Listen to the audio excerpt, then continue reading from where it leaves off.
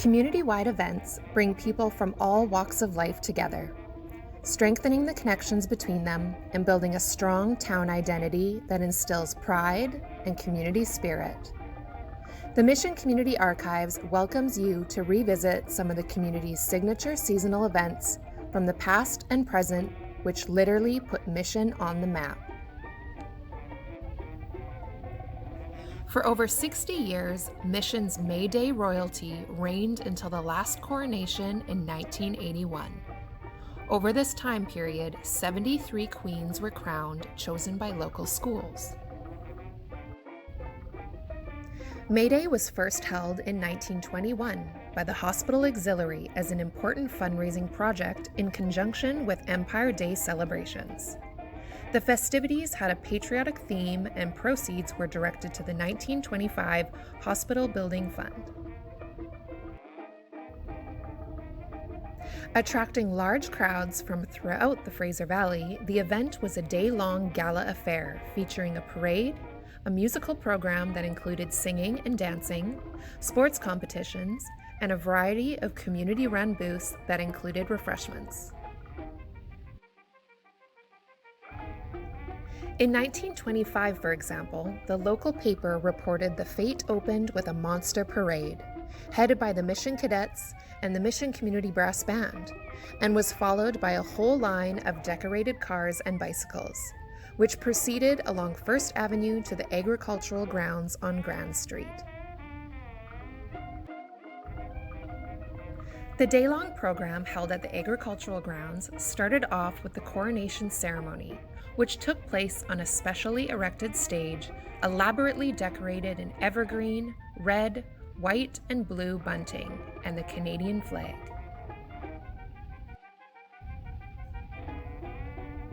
In 1980, the diamond anniversary of the Mission's May Day occurred over a 3-day period. Organized by the Elks and Royal Purple Lodges, the celebration brought together 20 former May Queens. The eldest queen in attendance was Pearl Holiday, who was crowned in 1924, and retiring Queen Tracy Dixon, who was crowned in 1979. On a spectacularly sunny day in 1981, Annette Black of Hadsick Prairie Elementary School was crowned by retiring May Queen Jeanette Perrette. Unknown at the time, Annette was the last May Queen to reign. Throughout its history, May Day played a vital part in the lives of many children. While initially created to help raise funds for the local hospital, it evolved into an important community event spanning 8 decades. Tension mounted as the starting mechanism snapped down, releasing the sleek, homemade racing cars onto the track. Wheels turned slowly, then faster and faster, with cars flashing towards the finish line. The event was Mission's Soapbox Derby. Originally staged in 1946 as an adjunct to the first annual Strawberry Festival, the Derby was a wildcat race with no official sponsorship or recognition. The following year, organizer Jimmy Gunn, who became known as Mr. Soapbox Derby throughout BC and other Western provinces, successfully applied for a franchise to be an authorized participant in the All-American and International Derby. Mission's event became one of the 2 official Derby competitions in Canada.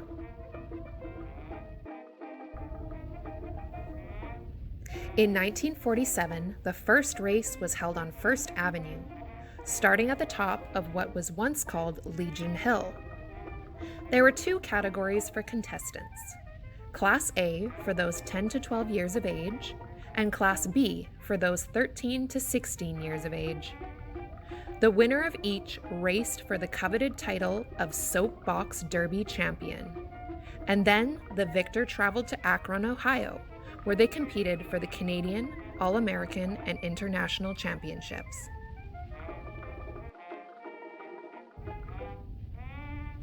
Lorne Nicholson, Mission's 1947 Soapbox Derby champion, was the first boy to travel to Akron, Ohio, and compete in the All-American and International Soapbox Derby, while Jerry Hughes, the Soapbox Derby champion in 1948, was awarded the Canadian Soapbox Championship Trophy at Akron, Ohio by defeating Douglas Korst of St. Catharines, Ontario. The Derby underwent significant changes in the second decade. In 1950, the event expanded into a province-wide competition, making it the only provincial championship in Canada. And in 1953, a permanent racetrack was opened at the fairgrounds, a first in Canada. An estimated 12,000 people attended the historic event. Known as Derby Town, Mission changed the date of the month of the race to July in 1952, and in 1957 became the Western Canada Soapbox Derby Championship. The year 1973 proved to be a milestone year for the Derby. 14-year-old Carol Ryle decided to enter the race, making her the first girl to compete in the 27-year history of the event. However, the year also marked the last one the original Derby was staged, due to a declining interest. Through the sponsorship of the Mission and District's Lions Club and the immense support of many members of the community, the Derby was successfully revived in 1999. A locally run event, management of the Derby was assumed by the Mission and District Soapbox Derby Association in 2002. But due to a lack of volunteers and the need for a permanent track to hold the races, the Derby was cancelled in 2019. However, the organization plans to hold one in the future.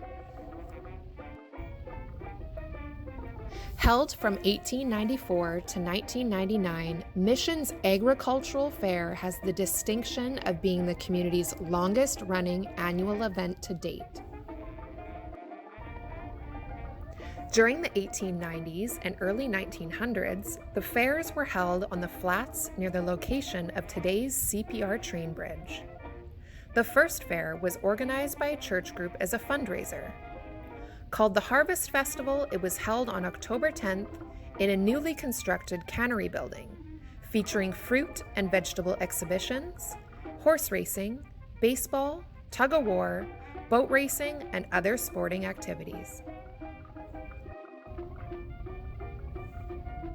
On November 29, 1894, the Mission City Agricultural Association was incorporated to advance the agricultural interests of the Dewdney Electoral District by holding an annual exhibition at Mission City and the offering of prizes and other inducements which will tend to increase the products of the district both in quantity and quality.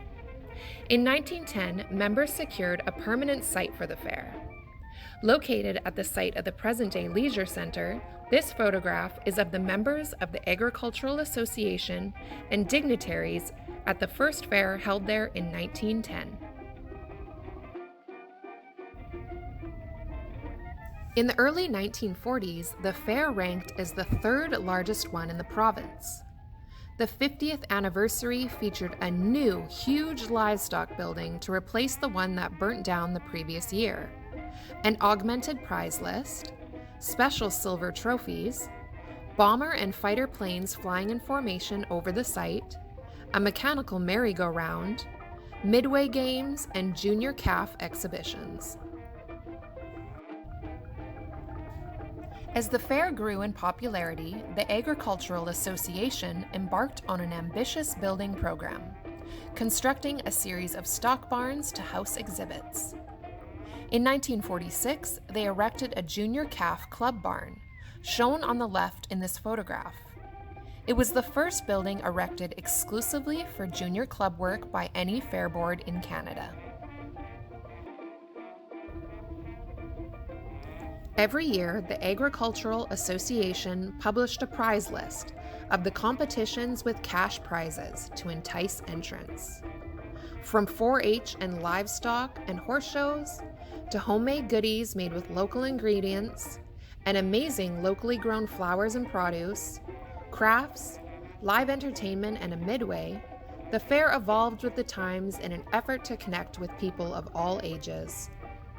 Starting in the 1950s, there was more emphasis on entertainment than agriculture, signaling a decline in local farming. In 1945, a parade was introduced as part of the fair festivities.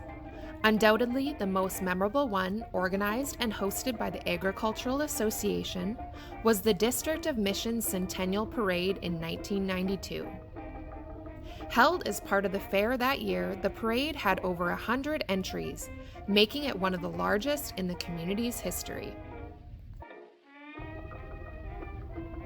In 1999, the Mission City Record reported, "The 105th Mission Agricultural Fair created a city of smiles, with perennial favorites such as the pancake breakfast, exotic animal display, home arts and crafts, and the ever-popular bingo." It also marked the end of an era. Due to a declining, aging membership, the association decided following the 1999 fair to discontinue the event. Mission's Candlelight Parade has proudly held the titles of the only nighttime parade in BC and the largest nighttime parade in Western Canada. Mission's annual Candlelight Parade is a holiday tradition. The pageantry, the camaraderie, and a whole lot of Christmas spirit make it one of the community's premier events each year, illustrating the community's spirit, which makes Mission such a great place to grow up and live.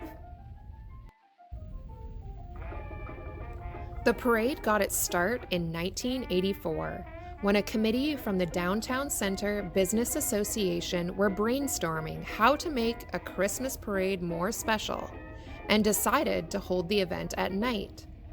It was a hit. On Friday, November 30th, 1984, thousands of people lined First Avenue to see the illuminated floats and welcome Mr. and Mrs. Santa Claus. Effie Hutchinson, then chairman of the DCBA, said she had never seen so many people in Mission. Embracing the holiday spirit of giving, in 1988, parade organizers implemented a new tradition for the event: the collection of canned goods for the Mission Christmas Bureau from parade goers lining the streets. By 2006, the items collected accounted for more than 25% of food donations distributed by the Bureau to local families in need. Mission's vibrant downtown core was packed year after year with spectators for the parade. Following a facelift of the low-heat highway near Mission Abbotsford Bypass in 1991, a decision was made to extend the parade route to Mission Hills Shopping Centre, expanding the venue for the event and connecting the two business districts. It was a win-win situation.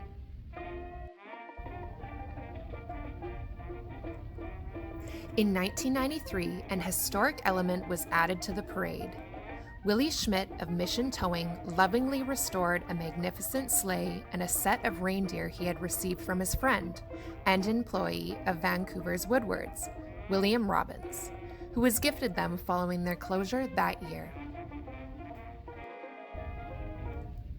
Schmidt maintained they were part of Woodward's Christmas display for about 60 years, and that possibly the sleigh originally came from Russia, making it approximately 200 years old. The historic sleigh and reindeer were used in the parade for many years. The pandemic in 2020 introduced a new normal, shaping expectations of what was possible. Rising to the occasion, the Mission Regional Chamber of Commerce worked in partnership with dedicated community partners, planning a drive-through parade to meet COVID-19 protocols. However, a new public health order required the chamber to cancel it and create a new one to take its place: a virtual parade. The virtually scaled-down version of the original parade included a special appearance and story time by Mr. and Mrs. Claus, and festively decorated unmanned floats which were filmed by Max Chadwick and photographed by Ellen Nguyen. The new format of the parade was a true testimony to the community coming together to keep the magic of the event intact. If you have any photographs or other materials from seasonal celebrations of missions past that you would like to donate, or if you wish to find out more about community events, please contact the Mission Community Archives. We hope you enjoyed this presentation.